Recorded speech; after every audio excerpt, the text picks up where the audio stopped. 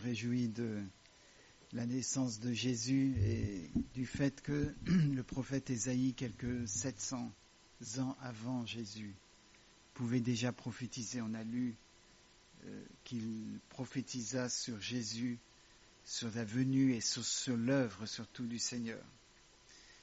Et Madela, dans sa prière, a mentionné dans Ésaïe 8, le verset 23, « Toutefois les ténèbres ne régneront pas toujours sur la terre, là où il y a maintenant des angoisses. Si les temps passés ont couvert de mépris le territoire de Zabulon et de Nephtali, les temps à venir couvriront de gloire la région voisine de la mer, la région située de l'autre côté du Jourdain, la Galilée à la population étrangère. »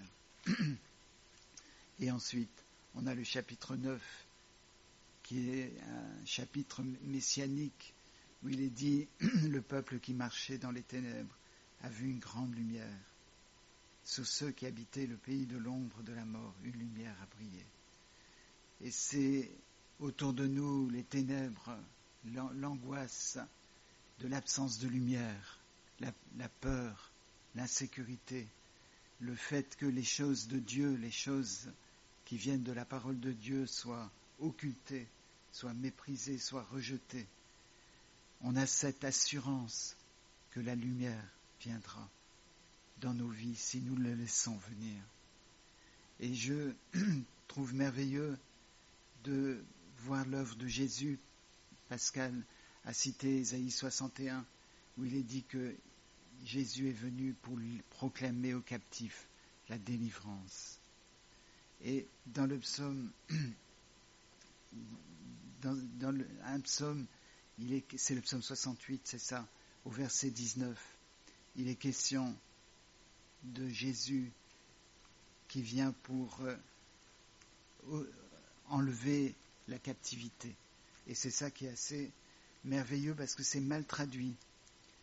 C'est traduit d'une manière cohérente souvent, qui semble plus cohérente, mais en fait, réellement, dans le texte, psaume 68, verset 19, le sens de ce verset, c'est « Tu es monté pour prendre en captivité la captivité ». Ici, c'est traduit différemment.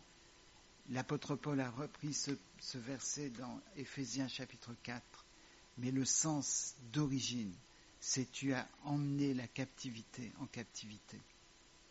Et c'est ça l'œuvre de Jésus, c'est qu'il enlève la captivité, il prend la captivité en captivité. Parce que la lumière, elle a brillé peut-être dans votre cœur quand vous avez donné votre vie au Seigneur.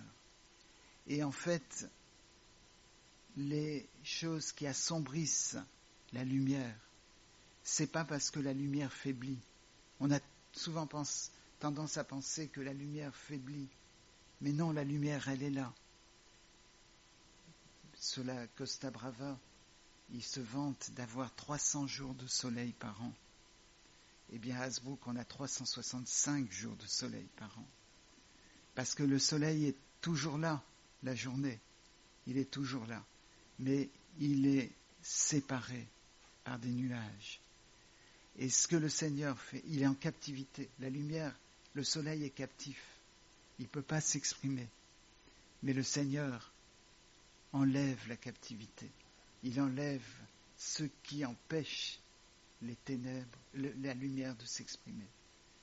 Et c'est ça que le Seigneur veut faire dans nos vies. Il veut que nous soyons libres.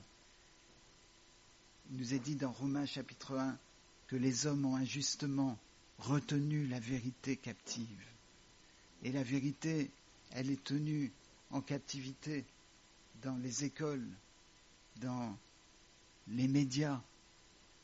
Mais le Seigneur va venir pour enlever la captivité de la vérité dans nos vies. Et en fait, la vérité va pouvoir s'exprimer dans nos vies.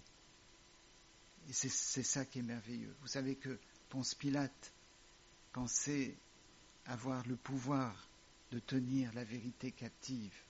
Il pensait que il avait Jésus comme captif, mais il ne savait pas que en fait Jésus était venu pour enlever la captivité. Est-ce que dans nos vies, il y a cette certitude que ce qui nous sépare de Dieu, Ésaïe 59 nous dit que la main de Dieu n'est pas trop courte, mais ce sont vos péchés qui établissent une séparation avec Dieu. Est-ce que ce qui nous sépare de Dieu, a été emmené captif par Jésus-Christ? Et ce psaume 68, on a lu le verset 19, mais il y a le verset 18 juste avant.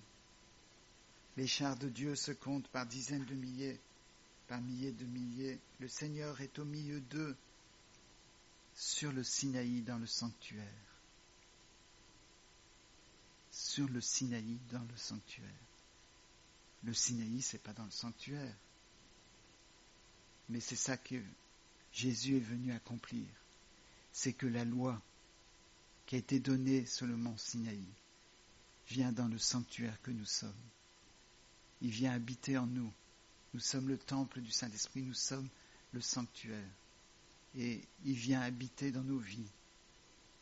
Et c'est ça qui fait que la lumière qui était captive peut apparaître, peut commencer à briller, que la vérité peut commencer à s'exprimer et que nos vies peuvent rayonner de la présence de Jésus. Et quel est le signe de la présence de Jésus? Eh bien, vous avez ça dans Ésaïe chapitre 11. Ésaïe chapitre 11, vous connaissez bien ce passage, le début du chapitre.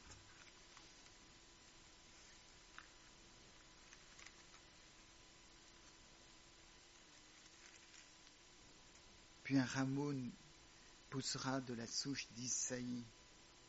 Isaïe, c'est Yessé, c'est le père de David. Un rejeton de ses racines portera du fruit. Vous voyez, il porte du fruit. C'est pas qu'il ne peut pas porter du fruit. Quelquefois on dit le Seigneur ne peut pas porter du fruit en France parce que la France est opposée à Jésus-Christ. Mais si, il porte du fruit. Mais il y a quelque chose qui rend captif le fruit. Et il veut manifester ce fruit. Il veut enlever la captivité. L'Esprit de l'Éternel reposera sur lui. Esprit de sagesse et de discernement. Esprit de conseil et de puissance. Esprit de connaissance et de crainte de l'Éternel. Il prendra plaisir dans la crainte de l'Éternel. Il ne jugera pas sur l'apparence, n'adressera pas de reproches sur la base d'un ouï-dire. Au contraire, il jugera les faibles avec justice et corrigera les malheureux de la terre avec droiture. Il frappera la terre par sa parole, comme par un coup de bâton, et par le souffle de ses lèvres.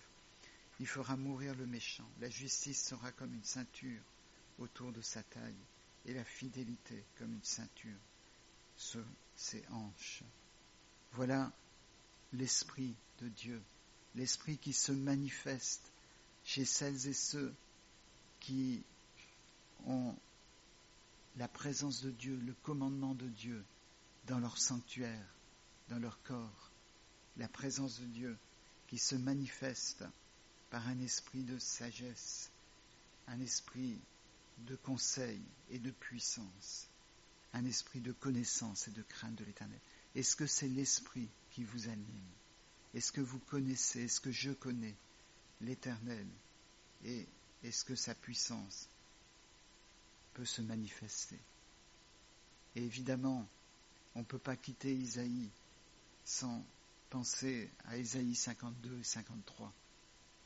Ce merveilleux passage, encore une fois, environ 700 ans avant la venue de Jésus, nous pointe vers le Messie qui doit venir, qui devait venir et qui est venu en Jésus. Et c'est important de le relire et relisez-le chez vous. mais on a la manifestation de sa personne. Si la captivité est prise en captivité, alors, par Jésus, alors va pouvoir se manifester la personne du Seigneur. Et il nous est dit au verset 2, il n'avait ni beauté, ni splendeur, propre à attirer nos regards, et son aspect n'avait rien pour nous plaire.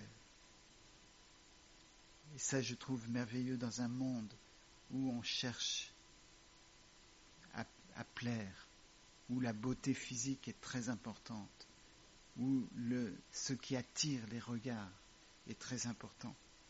Il est important de savoir que lui, Jésus, n'avait ni beauté, ni splendeur propre à attirer nos regards, et son aspect n'avait rien pour nous plaire.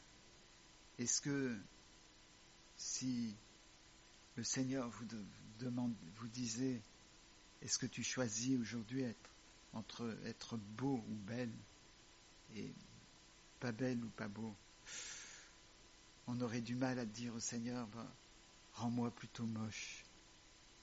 Mais c'est ça qu'il faut prier.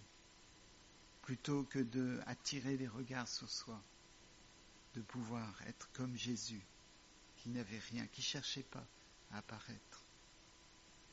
Il était méprisé et délaissé par les hommes de douleur habitués à la souffrance.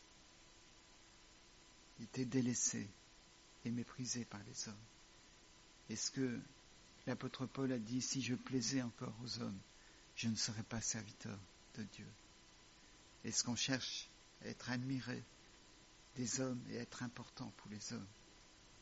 Ou est-ce qu'on dit, Seigneur, que je sois comme toi, méprisé et délaissé par les hommes?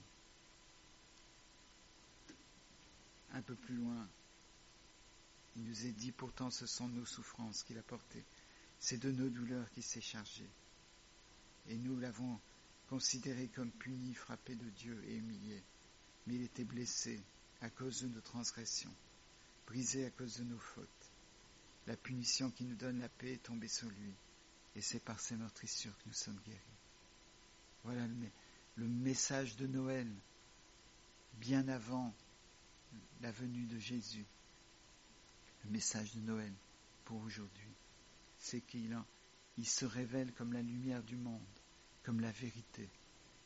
Et tout ce qui nous sépare de ça, la captivité à cause de notre péché, il va venir et va enlever cette captivité pour que la lumière puisse se manifester. C'est pas qu'elle brillera plus, elle brille, mais elle est voilée. Il enlève le voile. Et c'est ce qui s'est passé à la crucifixion de Jésus. Le voile a été déchiré. Le sanctuaire, c'est devenu nos corps, nos vies.